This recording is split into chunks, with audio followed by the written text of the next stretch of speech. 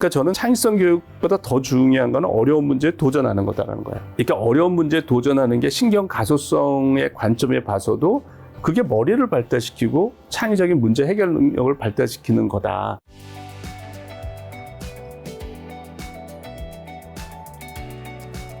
근데 그러면 여기서 20세까지 1만 시간이라는 게 있으니까 이 어린 나이라는 것도 좀 중요할까요? 이게 사실은 뭐 다른 분야는 몰라도 스포츠라든가 음악 쪽에서는 이제 어린 때부터 안 하면, 특히 이제 교수님은 테니스 치셨으니까 아시겠지만 네. 조코비치라든가 나달이라든가 페드로라든가 세계 3대 이 테니스 선수들 보면, 그리고 세계적으로 정말 유명한 선수는 4살, 5살 때 대부분 그때부터 다 시작을 했잖아요. 네네네네. 이 나이는요?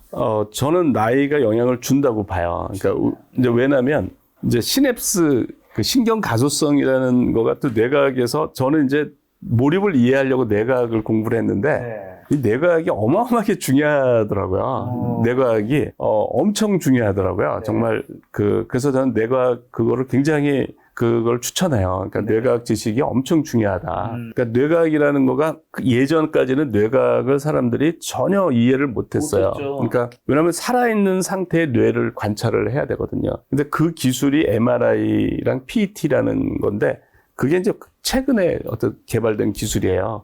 그러니까 뇌에 대해서 블랙박스로 있다가 지금 이제 뇌에 대해서 뭐 이해하게 되는데 사실 우리한테 어마어마하게 중요한 정보들을 제공을 해요. 근데 거기서 이제 뇌과학을 보면 왜 어릴 때 배우는 게 중요한지를 이해할 수가 있는데, 네, 우리가 그러니까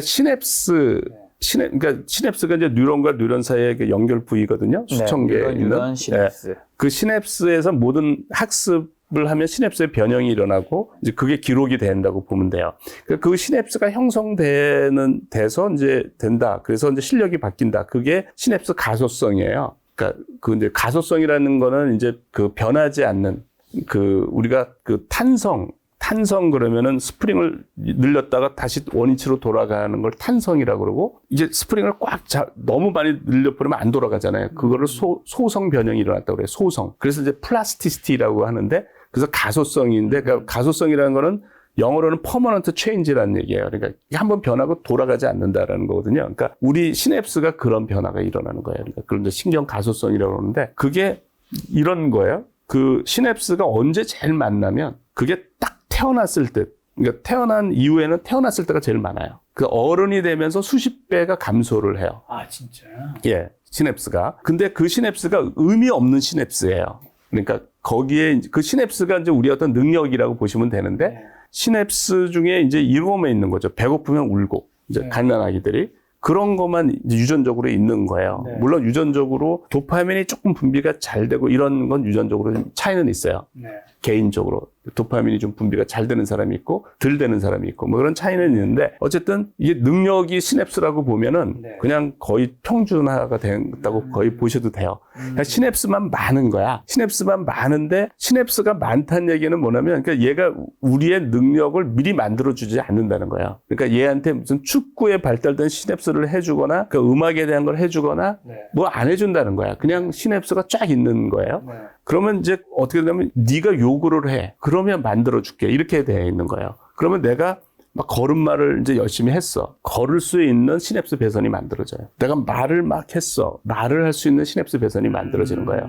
그렇게 돼 있어요. 그러니까 그 걸음마를 안 하고 말을 안 배우는 애들이 그 피럴 차일드라고 야생 아이, 동물이 키운 아이. 이런 애들은 걷지도 못하고 말도 못해요. 그 시냅스를 발달을 못 시킨 거야. 어릴 때. 그러면 그러니까 이 시냅스 발달이 모든 실력을 만들어준다고 생각하시면 돼요. 그러니까 우리 뇌는 내가 요구한 대로 발달을 해줘요. 그러니까 축구를 열심히 하면 축구를 잘할 수 있는 시냅스 배선을 만들어주고, 뭐 게임을 열심히 하면 게임을 잘할 수 있는 시냅스 배선을 만들어주고, 이렇게 돼 있는 거예요. 그러니까 우리가 그러면 신경 가소성은 우리 뇌한테 뭘 요구해야 되느냐, 그걸 생각하면서 교육을 하고 우리가 살아가야 하는 게 좋아요. 우리 뇌라는 건 그렇게 변화무쌍한 거죠. 그러니까 우리가 요구한 대로 발달을 하는 거예요. 우리가 축구를 열심히 하면 축구 실력이 느는 건 알잖아. 물론 그걸 딜리버리 프랙티스를 해서 더 효율적으로 향상시키는 방법은 또 있는 거지만, 어쨌든 기본적으로 축구를 열심히 하면 축구에 관련된 시냅스가 이제 발달이 된다. 근데 그 시냅스 발달은 시냅스가 많을 때가 유리할 것 같아요? 적을 때가 유리할 것 같아요? 많을 때요. 많을 때가 연결이 잘 될 거 아니에요. 그러니까 갓난아기 때 시냅스가 제일 많으니까 그때 학습 효율이 되게 높은 거예요. 이게 참 재밌는 게, 아까 에릭슨 교수님 말씀하신 부모, 어린 나이, 코치, 이제 첫 번째에서는 그게 왜냐면 대부분 그런 환경이었을 테니까. 네. 두 번째 연구에서는 어쨌든 지금 코칭이 되게 중요했다고 했는데, 사실 방금 교수님 말씀하신 그 시냅스에 어쨌든 만약에 테니스라면, 네네. 테니스를 학습을 시켜줄 부모님이 네네네. 어린애가 선택할 수 있는 문제는 아니니까, 네, 사실상. 네네네. 부모가 테니스를 좋아하거나, 그렇죠. 선수였거나, 네네. 한 사람이 이렇게, 결국에는 다 연관이 또. 예. 제가 타이거 우즈도 이렇게 보니까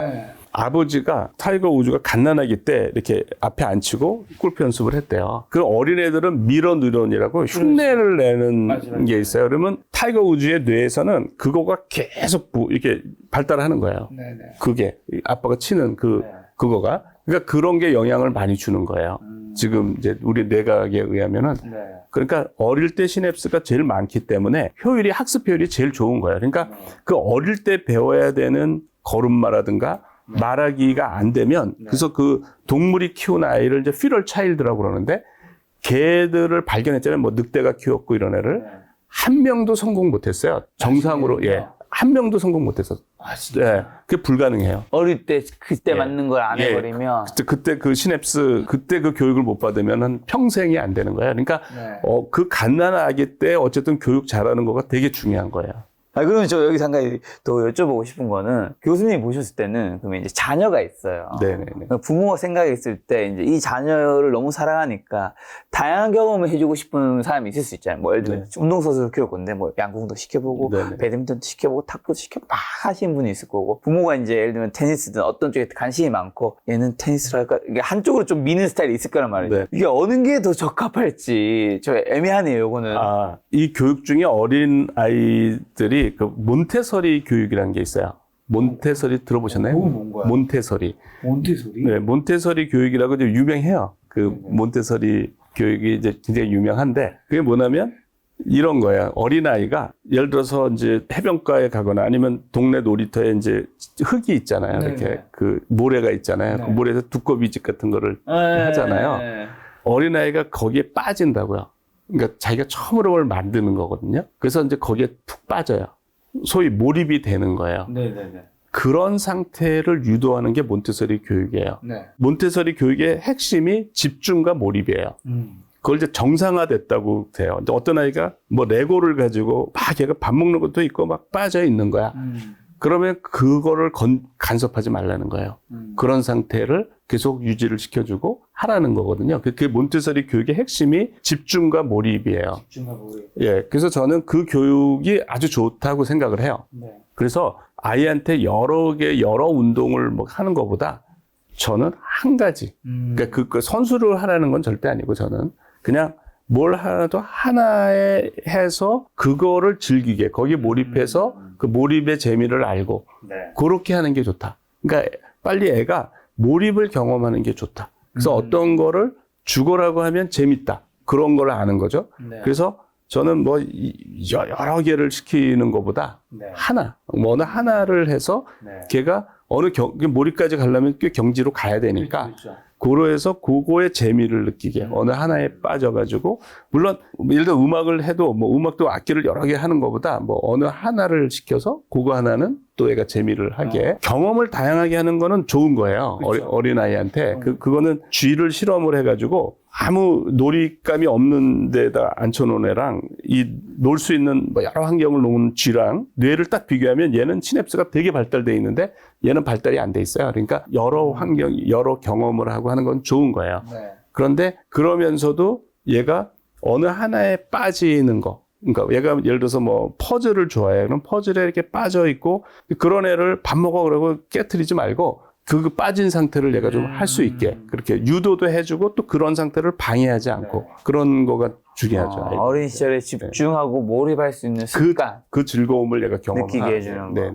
자, 그리고 또 어쨌든 올해 초까지는 이제 서울대학교에서 교수님으로 활동하셨잖아요. 서울대가 아무래도 뭐 대한민국에서는 어쨌든 수재들이 가는 곳이 서울대인데 그 안에서도 최상위 1%의 천재들은 좀 다른가요? 네네. 중요한 거는 뭐냐면 이제 그 학습 능력이 있잖아요. 점수. 그러니까 점수가 있고 대학생이면 학점 뭐 그게 있죠. 그렇죠. 근데 실제 연구 능력은 또 그거 갖고 달라요. 그러니까 물론 공부도 잘하고 연구도 잘하는 사람도 있고요. 있죠. 근데 공부는 잘하는데 연구는 못하는 사람도 있고요. 공부는 못했는데 연구는 잘하는 사람이 있고, 그러니까 굉장히 다양해요. 다양한데, 그러면 연구가 뭐냐? 이게 이제 창의성인데, 일단 창의성을 이제 이해하면 좋아요. 그러니까 창의성이라는 게 뭐냐면, 제가 이제 창의성을 정의하는 거가 인류가 알고 있는 지식의 이제 집합이 있어요. 지식의 영역. 인류가 알고 있는 지식의 영역이 있고, 인류가 모르는 미지의 영역이 있어요. 그 사이가 이제 경계거든요. 지식의 최전선이에요. 그 지식의 최전선에서 한 발 더 나가는 능력이 창의성이다라는 거예요.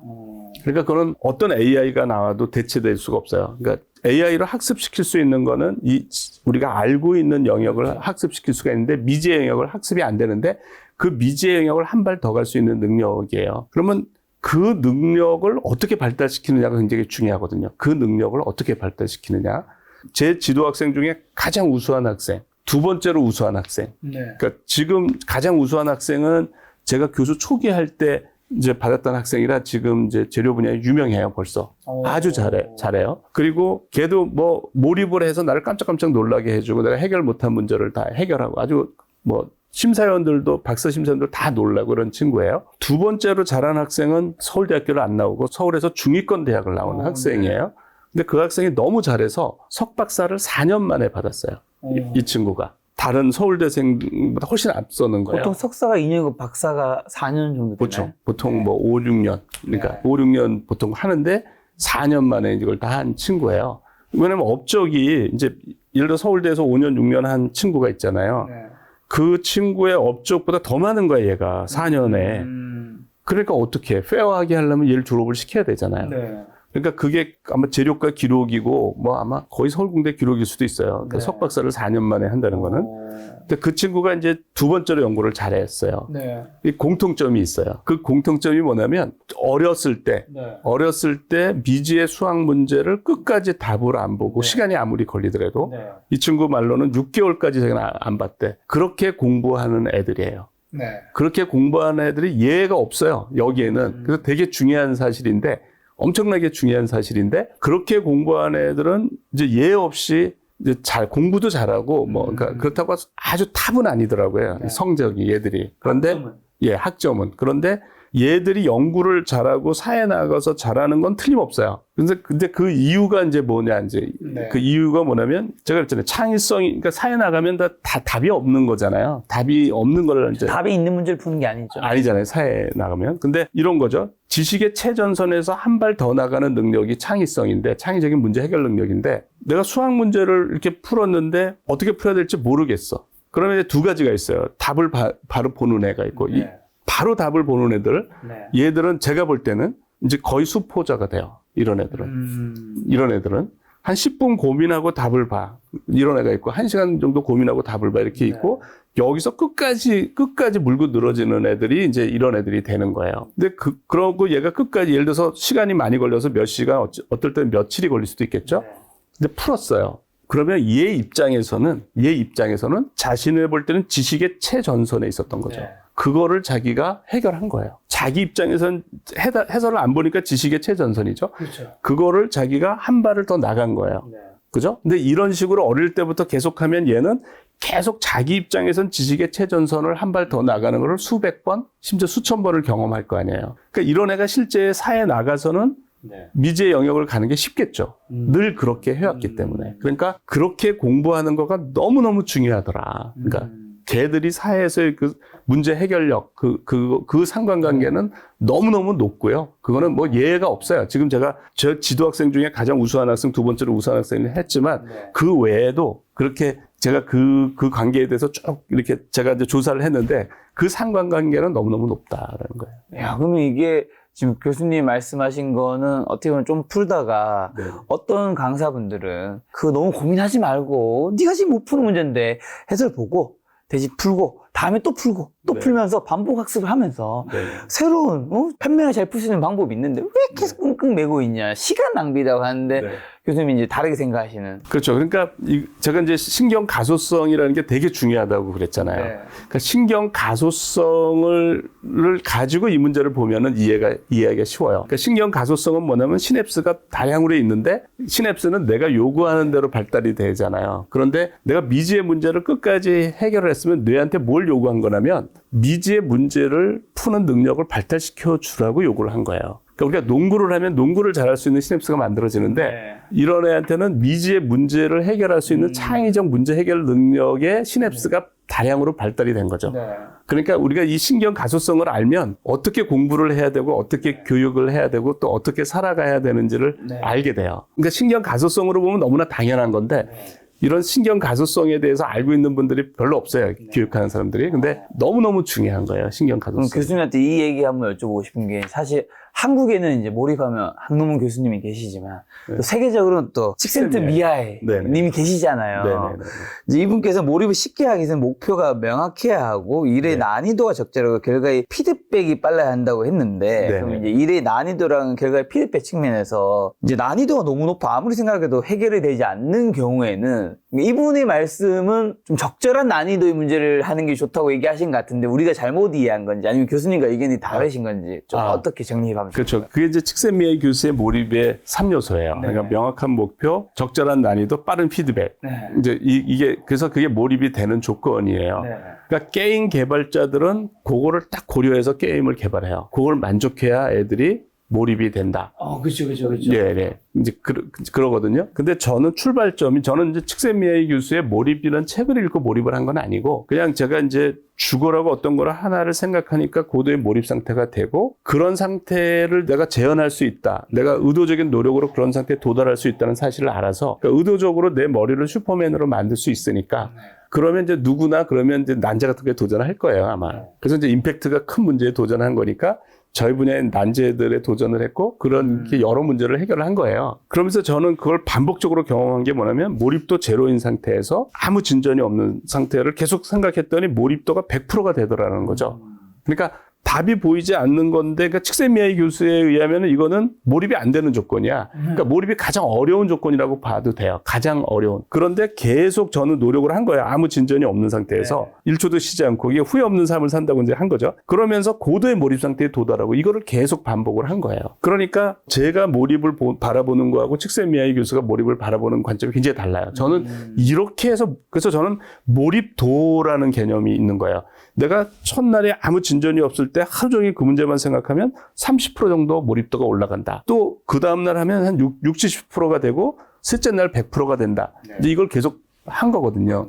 근데 칙센미아이 교수의 책에는 몰입도라는 개념이 없어요. 몰입도는 제가 쓰는 말이에요. 그러니까 저는 몰입도라는 거는 우리가 올릴 수 있다, 노력해서. 칙센미아이 교수는 이 세 가지를 만족해야 몰입이 된다는 건데, 저는 우리가 하는 것 중에 이해가 안 가고 안 풀리는 문제 이런 것들은 몰입이 안 되는 거죠. 칙센미아이 교수의 몰입이 적용이 안 되는 거예요. 저는 그럼에도 불구하고 몰입도를 올리려는 노력을 하면 몰입도가 올라간다. 그래서 저는 이제 의도적인 몰입 이론을 만든 거예요. 몰입이 안 되더라도 몰입이 되는 방향으로 계속 생각을 하면 관련된 시냅스가 활성화돼서 몰입도가 올라간다. 그러니까 이제 몰입이 안 되는 다 적용이 되는 거죠. 몰입도를 올릴 수 있는 방법을 저는 제안을 하는 거예요. 몰입이 안 되더라도 좀 참고 지루하지만 그거를 견디고 계속 노력을 해라. 그럼 네가 고도의 몰입 상태에 도달할 수가 있다는 겁니다. 그런 부분에서 차이가 좀 있군요. 그래서 제가 또 찾아보니까 교수님께서 IQ를 별로 좋아하지 않으신다고요. IQ에 대한 어떤 착각이나 오해가 있기 때문에. 저는 이제 지금 이런 연구들을 보면, 그러니까 지적인 능력은 이제 후천적이다. 그래서 이제 노력을 어떻게 하느냐 이게 중요하다. 시냅스 가소성을 보면. 그런데 이제 지능을 테스트하려고 IQ라는 게 나왔잖아요. 그렇죠. 근데 IQ는 제가 볼 때는 이제 순발력에 가까워요. 그렇죠. 시간 제한된 시간도 있고. 시간에 그 생각을 이제 그런 거를 많이 연습하면 그건 잘하게 돼 있어요. 근데 예를 들어서 저는 만약에 IQ 테스트를 그렇게 안 하고 정말 며칠 생각해야 풀리는 문제를 주고 뭐 며칠간 생각해서 누구는 풀고 그렇다면 저는 그 능력은 중요하게 저는 생각을 해요. 근데 모든 가치 있는 것들은 다 그런 거거든요. 물론 그것도 순발력이 좋아야 되는 것들도 있어요. 물론. 그런데 우리가 가치 있는 창의적인 것들은 다 오랜 시간을 고민하고 생각하고 이런 것들이거든요. 그러니까 그런 거를 전혀 반영하지 않는 그런 테스트이기 때문에 저는 IQ 테스트 가지고 막 모르게 저는 의미를 별로 부여하지는 않죠. 그 IQ에는. 일본 같은 경우가 이제 원래 노벨상 강국이잖아요. 네. 어떻게 좀 노벨상 강국이 됐고, 그 노벨상을 그렇게 많이 배출한 일본이 뭐 잃어버린 20년, 30년 불리고 있잖아요. 네네네. 그거는 도대체 어떤 게 된 건가요? 네. 아주 중요한 얘기를 해주셨는데 네. 공부 방법, 그러니까 미지의 문제를 스스로 어려운 문제에 도전해서 계속 포기하지 않고 하는 공부랑 실제 문제 해결력의 상관관계가 어마어마하게 높다. 그거는 이제 제가 그 상관관계도 봤고 제 지도학생 중에 생각을 아주 안 하는 학생, 그런 학생을 그렇게 훈련을 해서 지금 대기업에 가서 10년, 걔가 이제 졸업한 지가 10년이 넘었는데 10년 동안 A고과를 계속 A고과를 받았대요. 그러니까 A고과는 10명 중에 1명 주는 고과인데 10년 동안 연속해서. 그러니까 3년 연속해서 받으면 핵심 인재가 돼. S급 인재가 되는데 10년 연속 받은 거예요. 그러니까 이렇게 인재가 되는 거예요. 생각을 전혀 못하는 애가 이렇게 훈련을 하니까 또 다른 사람도 마찬가지예요. 그 학생은 경북대학을 나오는 학생인데 그 학생도 이제 이렇게 훈련을 해가지고 지금 또 핵심 인재가 되는데 그 학생이 다니는 그 회사는 전부 핵심 인재가 나이가 많은 사람들이래. 근데 자기가 젊은 사람 중에 최초로 됐대요. 그래서 그렇게 해서 되고, 그러니까 그 교육 지금 그렇게 학습 방법하고 이 능력을 발휘하는 상관관계가 이제 거의 제가 볼 때는 뭐 확실하다고 얘기할 정도거든요. 그러면 과거에 이게 이제 제가 이제 이렇게 한 거니까 객관적인 데이터라고 볼 수는 없잖아요. 제가 뭐 개인적으로 제가 이걸 뭐 체계적으로 통계적으로 연구를 한 건 아니니까. 그렇지만 저는 하도 여러 개 하니까 저는 이게 이제 팩트라고 생각을 하죠. 그런데 이게 객관적인 뭐가 있을 거라고 제가 이제 그걸 조사를 했어요. 이렇게 했을 때 이제 객관적으로 데이터가 없느냐. 우리가 이제 교육이 어려운 이유는 우리가 교육열이 굉장히 높은데 교육 효율이 낮아요. 우리나라 사람이. 상대적으로 교육 효율이 좋은 데가 유대인들이에요. 유대인은 현재 인구가 1,300만 명, 1,400만 명 정도 되는데 전 세계에 노벨상 수상자가 200명이 넘어요. 현재까지. 그러니까 그렇게 교육열이 똑같이 높은데 우리는 이제 되게 비효율적이고 걔들은 이제 잘하는 거죠. 큰 차이가 있군요. 예. 그러니까 노벨상뿐만 아니라 뭐 걔들이 갖고 있는 부라든가 이런 걸 생각해 보면 우리의 제가 조사를 해 보면 미국에 있는 유대인이 한국 사람보다 23배가 소득이 많아요. 그러니까 연봉이 이게 한국에서 1억이다 그러면 걔들은 연봉이 23억이라고 보시면 돼요. 그런데 이제 우리가 교육열이 높은데 왜 그러냐? 교육은 우리가 일반적으로 실험은 뭐 이렇게 실험을 했더니 이렇게 나왔다. 그러면은 이제 이런 조건에서 이게 나오네 이런 걸 알잖아요. 결과가 바로 나오잖아요. 근데 교육은 지금 교육을 어릴 때 교육한 거의 효과가 몇십 년 있다 나와요.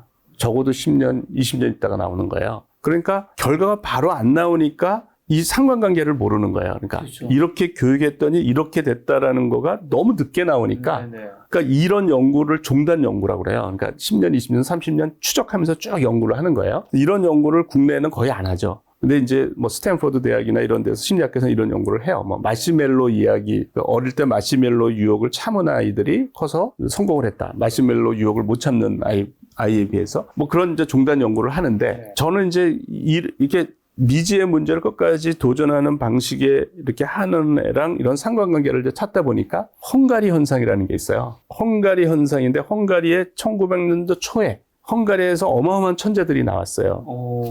폰 노이만, 뭐 유진 위그너, 네, 어마어마한 천재잖아요. 뭐 그 다음에 원자 폭탄을 설계한 레오질라드, 뭐 에드워드 텔러, 얼마 전에 제가 오펜하이머 영화를 봤는데 그 사람들 다 나오더라고요. 뭐 그 사람들, 그 폴 에어디시 그 전설적인 수학자도 이제 거기 출신이고요. 그러니까 노벨상이 7개나 나오고요. 울프상이 2개 나오고, 그러니까 뭐 어마어마한 천재들이 나왔어요. 그걸 이제 헝가리 현상이라고 그래요.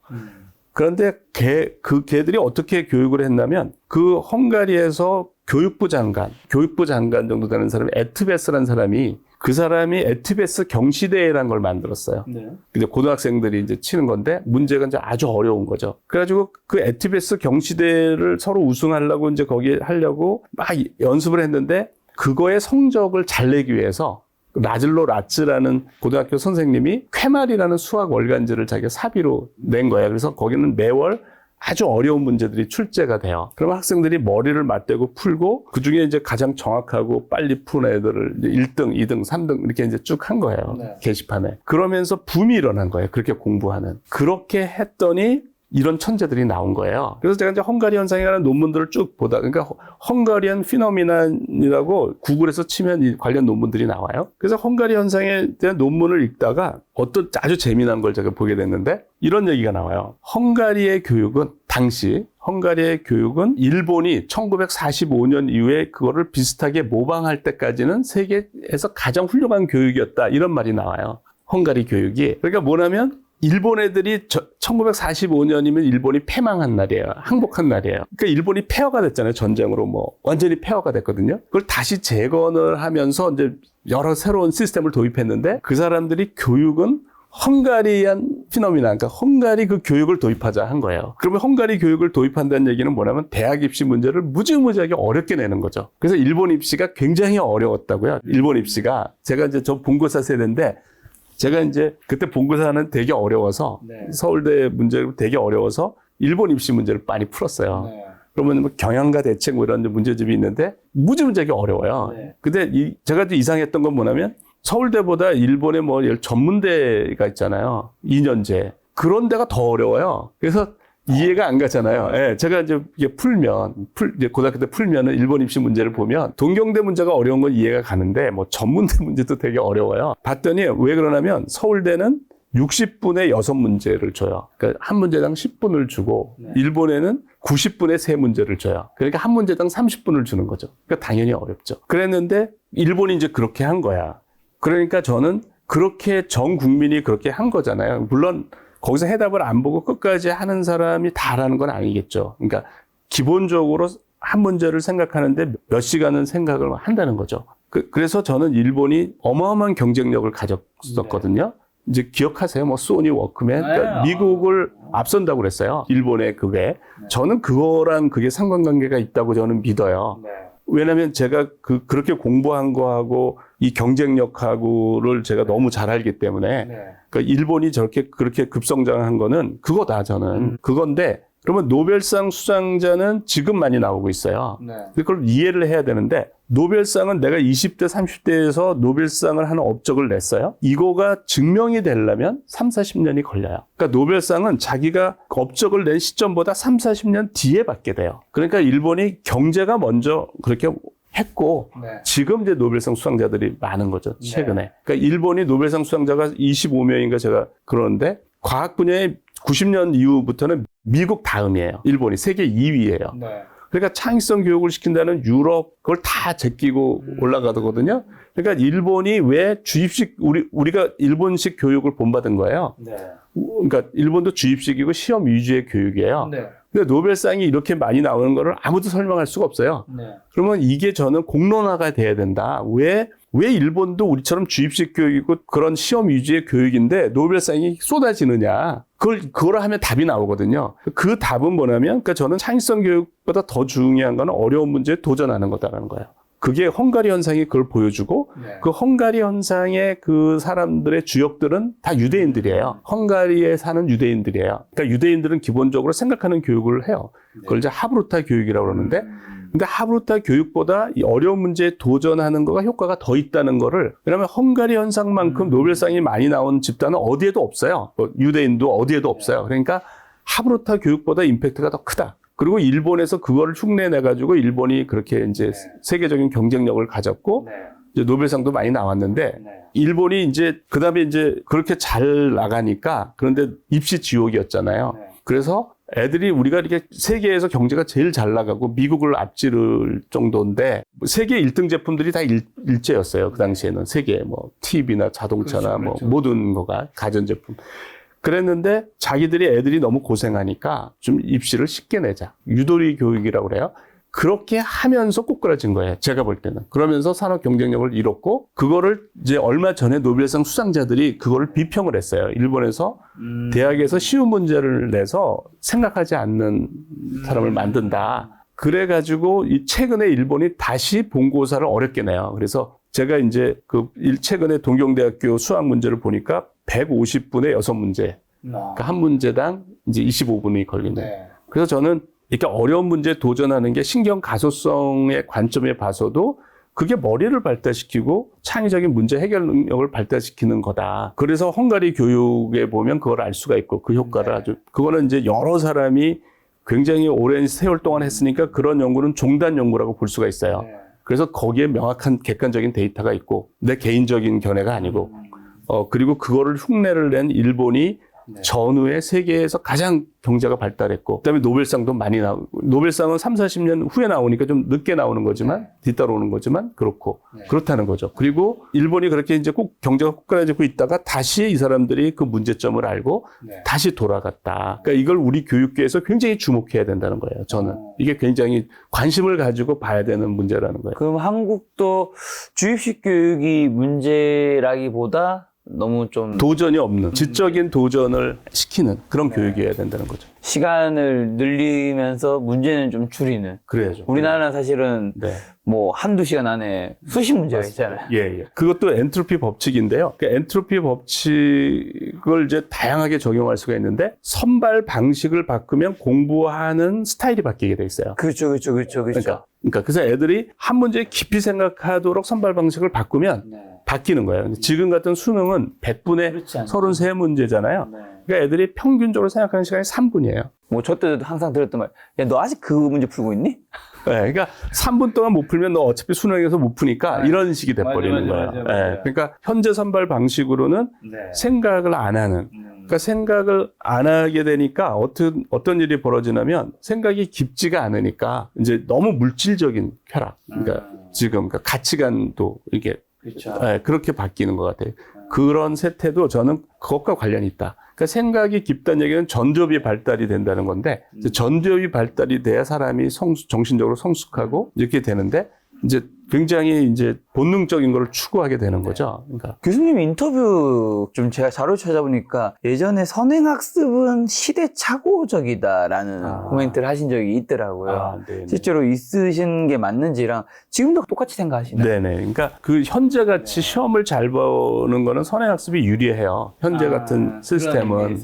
그래서 선행학습을 막 시키는 거죠. 그러니까 근데 실제로 제가 이제 보니까 어떤 일이 벌어지냐면 선행학습을 막 시키다 보면 애들이 막 초등학생 때 중학교 걸 풀고 뭐 이렇게 하잖아요. 뭐 중학교는 고등학교 걸 풀고 이제 하다 보면 애들이 자기한테 약간 무리인 걸 하니까 이해를 잘 충분히 소화를 못하면서 공부에 흥미를 잃어요. 그래서 어릴 때는 애가 부모 말을 잘 듣는데 어릴 때는 이게 중학생이 되면서 자기 목소리를 내기 시작하면서 부모 말을 안 들어요. 그런 애들이 너무너무 많아요. 실제로 보니까. 그리고 그런 애들이 게임에 빠지고 이런 경우가 너무너무 많아요. 그래서 저는 선행학습을 보다는 어떤 거를 저는 제안하냐면 이런 거죠. 그러니까 아이한테 아직 배우지 않은 앞으로 배울 거죠. 저는 선행학습은 그 내용을 자세히 가르쳐 주지 말고 그 문제를 도전하게 해주는 거예요. 그러니까 예를 들어서 삼각형의 넓이를 이제 구하는 법을 안 배운 애한테 이제 삼각형의 넓이를 이제 직각삼각형을 내주는 거예요. 그러니까 그래서 높이가 4cm고 밑변이 5cm인 직각삼각형의 넓이를 구해라. 그럼 이제 얘는 안 배웠죠. 선행학습을 안 했으니까 안 배웠죠. 그러면은 이제 못 푼다고 생각해요. 안 배웠으니까. 근데 이제 그거가 굉장히 안 좋은 거예요. 그러니까 안 배운 거를 못 푼다고 생각하는 애들이 이제 그러면 나중에 도전을 안 하는 거죠. 자기의 잠재력을 이제 못 쓰는 거예요. 그래도 할 수 있는데. 그래서 그거를 포기하지 않고 하게 하면 제가 보니까 다 해요, 다. 직각 사각형의 절반이라는 생각을 다 해요. 그래서 이제 그런 도전을 시켜라. 그러니까 자세하게 내용을 가르쳐버리면 학교에서 흥미를 잃게 돼요. 왜냐면 내가 다 배운 걸 선생님이 얘기하니까. 그러니까 얘가 그 학교 시간이 되게 얘가 흥미를 가지고 계속 수업을 듣는 게 중요한데 그걸 다 배워버리니까 그래서 저는 이런 식으로 도전을 하는 거는 좋다. 그렇게 개념으로 그냥 이렇게 뭐 아니면 뭐 피타고라스 정리를 증명을 한다거나 그러니까 배우지 않은 거를 몇 시간이고 도전하는 거죠. 중학생이 미분, 뉴턴이 해결한 미분 문제 도전한다거나. 그러니까 이제 그런 어려운 문제부터 뭐 1부터 가우스가 한 100까지, 1000까지 더하는 거를 해본다거나, 즉, 시간이 오래 걸리고 몰입이 필요한 거죠. 그런 거를 하는 거는 좋다. 그거는 이제 좋은데, 그 내용을 자세히 가르쳐 버리면은 그럼 수업 시간에 얘가 흥미를 갖겠느냐는 거죠. 그러니까. 그래서 그거는, 교육적으로 안 좋고, 만약에 하려면은 선행 개념, 도전. 도전은 저는 그런 문제는 좋다고 봐요. 그러니까 그래서 아이가 뭐 오랫동안 생각해서 가우스가 해결한 거, 뭐 삼각형의 내각의 합이 180도임을 증명하는 게 파스칼이 12살에 한 거거든요. 애들한테 안 배우고 하는데 다 해요. 그러니까. 그래서 저는 그런 교육은 좋다. 그런 교육을 저는 이제 몰입학습이라고 그래요. 그러니까 오랜 시간 생각해야 풀리는 그런 도전을 하는 건 좋은데 그거를 자세하게 선행을 학습을 시켜버리면 그러면 실제 수업 시간에 들을 게 없는 거가 된다는 거죠.